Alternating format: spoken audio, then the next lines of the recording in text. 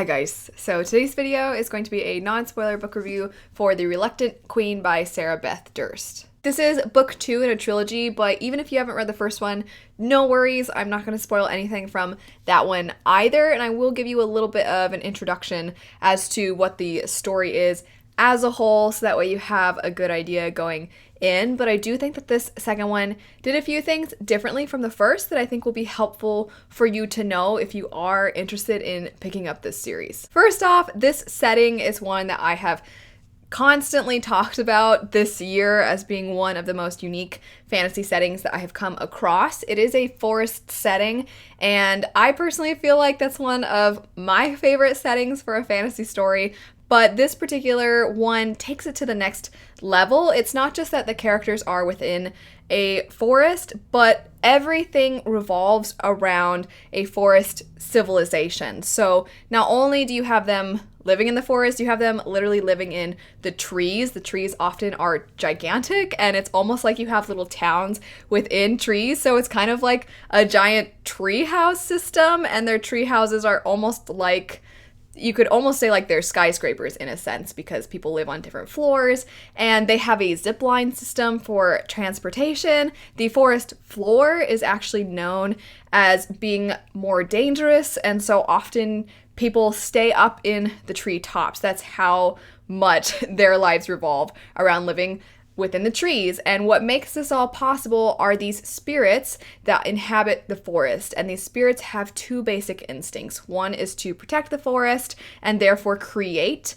life within the forest to keep the forest alive. And then the other instinct in protecting the forest is to kill anything that might harm the forest. And humans, by living within these trees, just the very nature of carbon footprints, if you will, they end up in a sense, harming trees, and so these spirits then want to harm people. But at the same time, they want to protect the forest, and they have these two contrasting instincts, and it makes it so that humans have to rely on the existence of these spirits in order to have their civilizations thrive, but they also live in fear of them because they can be so vicious when it comes to how they kill people. The thing that keeps the spirits in check is a lot of young women have at least some inclination towards magic, and their magic is tied to these spirits.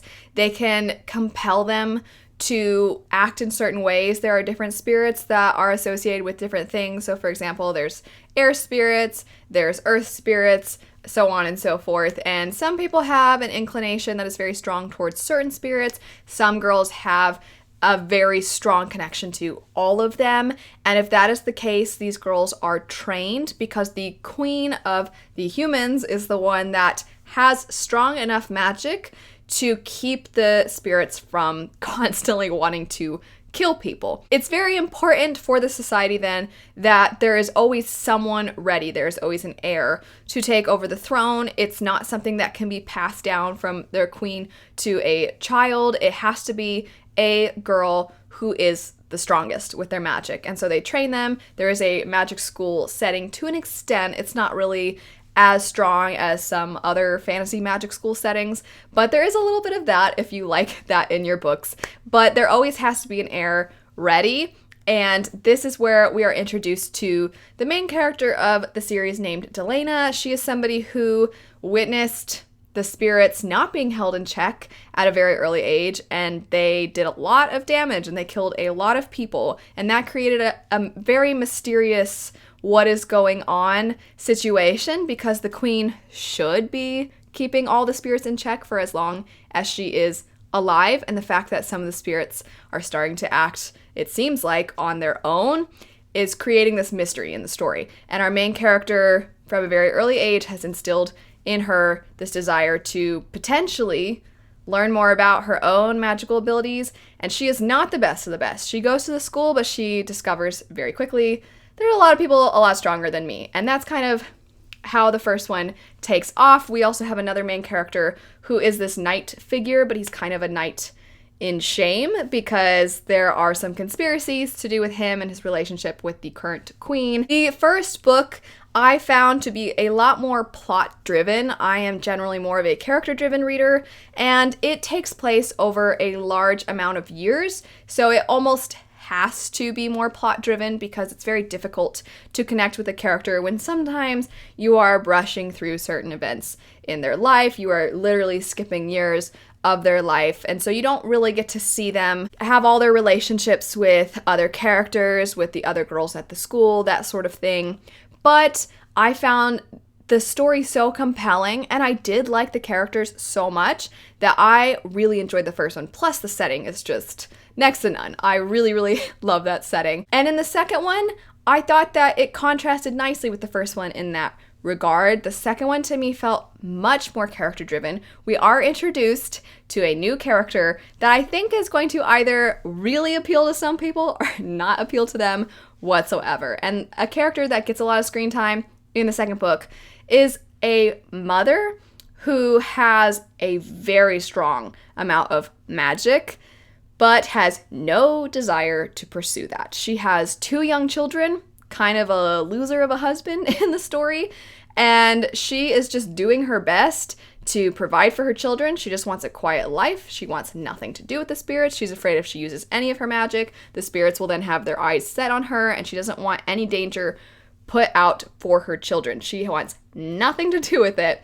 and she is such a mama bear character.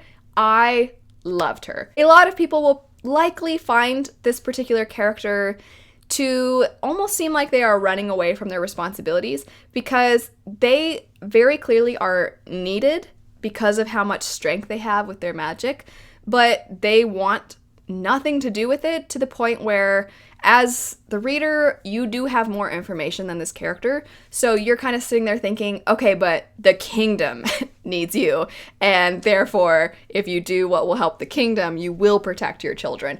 But her, with her mama bear instincts, is like, no, I'm going to stay as far away from politics. I'm going to stay as far away from magic as possible because I just want a nice quiet life with my kids. I am going to do everything I can to protect my kids. And I found that so admirable. I think that just like in real life, the fact that we have a mom main character means that I think readers are going to scrutinize this character a lot because of how much value they put on being a mother. And some people find that, I don't know, the idea of a female character, so much of their worth being placed in motherhood, some people might find that almost offensive in a sense because it's almost like she isn't her own person. But I honestly feel like it's realistic. I think so many mothers have to sacrifice their sense of self for the preservation of their children. And so I didn't see this as, oh, all she is a mom. That's all her character is. I felt like she was just this amazing self-sacrificing person because she was doing whatever she had to for her kids, and that's so rare to see a mother main protagonist in a story. I just really loved it. The way that she was written was very realistic in my opinion.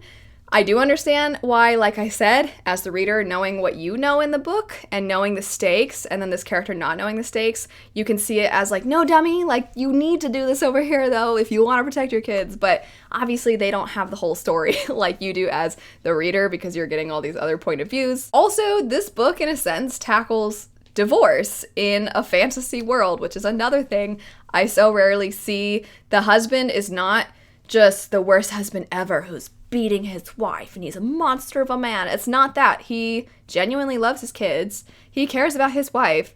He just makes some really stupid decisions where you're like, oh, this guy, he's such a loser. And the way that the author wrote this, divorce in this fantasy story was so, despite the setting being so drastically different from our own world, I felt like they tapped into the struggles of what it is like to have parents split up, when the children love both parents and when the parents love their children and when they care for each other, but there are things going on that are making it so that I don't want to spoil what is causing this division between these two characters, but I just felt like it was realistic, and I just don't see that very often in fantasy. It was really cool, and also the main character is not super young. She's in the book at one point described as starting to have gray hairs, and I think so often we crave older protagonists. I think from what I've seen, a lot of us are kind of not getting tired of always seeing younger protagonists, but we see young protagonists whether we pick up young adult or adult. I feel like we rarely see like grown-up characters with grown-up problems. It's so often coming of age stuff, or we have young characters that are tackling very adult things, but they're like 16. And this was a mom kind of sort of going through a divorce who loves her kids, will do anything for them, and I loved it. As a result, though, this is what I think contributed to this book feeling so much more character-driven, is that we got so much focus on these things, and we covered a much shorter amount of time. The stakes are also incredibly high right from the start. One thing about this sequel that might frustrate fans of the first one is we do have such a shift because we focus on this other character so much as opposed to some of the characters that we got to know more in the first book. I did not mind this all that much personally because of the way the first one was written. I didn't really read it for those characters necessarily. I read it for a combination of its ingredients, and the main characters were not necessarily the main ingredient. They were one of the main ingredients, but not the main ingredient. So it was okay for me, although I can completely understand if you fell in love with characters from the first one, being aggravated at this shift in the second. There's also a plot line in this second book. It's kind of a spy plot line, and you're trying to figure out who it could possibly be and what could this be, why is this happening? And obviously I don't want to give away anything, but I personally found it to be fairly obvious, and I don't know if it was supposed to be fairly obvious or if it was supposed to be sneaky. There was a short period of time in the book that I was like, who could it be? And then it was made very obvious to me. And I think that it was not necessarily meant to be incredibly hidden, although take that with a grain of salt, because I feel like, as with any twist or reveal or anything like that, sometimes it's really obvious to some people and then not to others, and I always feel bad when I think it's obvious and other people don't, because I'm not trying to imply like you're an idiot and you don't read very thoroughly if you didn't figure it out. I don't mean that at all. I just mean I thought it was obvious. I felt like it was kind of sort of meant to be obvious after a certain point. And then because you as the reader have figured it out, you now have this sense of dread because you're like, oh no, every time characters interact with that person, you're like, no, stop saying the things you're saying. Or no, don't you see what's happening? It's clearly this person. Please open your eyes. So I think it was intentional. But obviously, I don't know the author's brain, so I can't say with certainty if it was or was not. Also, the children in the story, I thought they were realistic. They're very young children. They're not babies, but they're young. And I thought their behavior was fairly realistic based off of the children I have been around.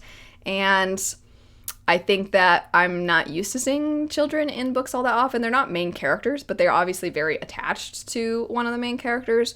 So not everybody loves seeing kids in books. It might annoy you a touch. All in all, I think that this is fantastic if you are looking for something a little bit different, something with a really unique setting, a well-realized setting, something that explores, in my opinion, especially in the second book, themes that maybe you don't see as often in fantasy. It is very low-key when it comes to the romance as well. If you are somebody who appreciates that, there's a little bit there. The romance in the second book I was a fan of. I also was a fan of the amount of time that it got because it was definitely a very small subplot, but I enjoyed it. But either way, I definitely would recommend these. At the very least, they're short enough that, it's not like a huge commitment.